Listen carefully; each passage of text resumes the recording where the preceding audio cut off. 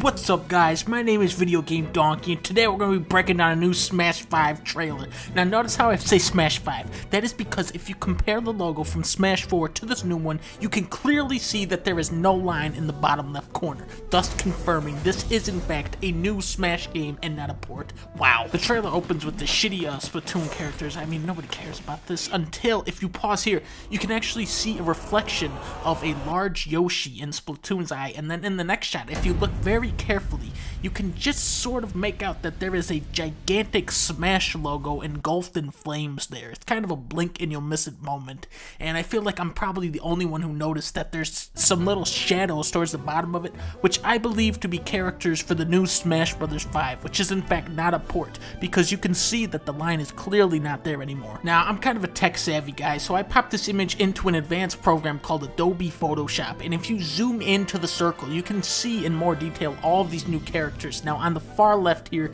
you clearly have what appears to be either Machoke or Gamera, the flying turtle that shoots lasers at Godzilla.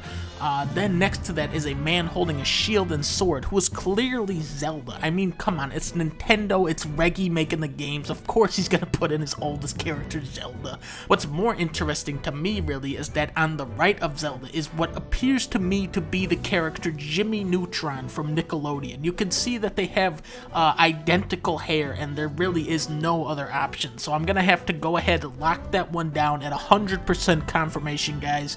Next to him, you can see an orange and yellow face, and this is when I knew that Bert and Ernie are finally in Smash. This is something that fans have been asking for years. I know Reggie is a big fan of the series, so it's really exciting to have these two included in the new Smash 5, which is not a port because, I mean, look at that. The next guy is Kirby.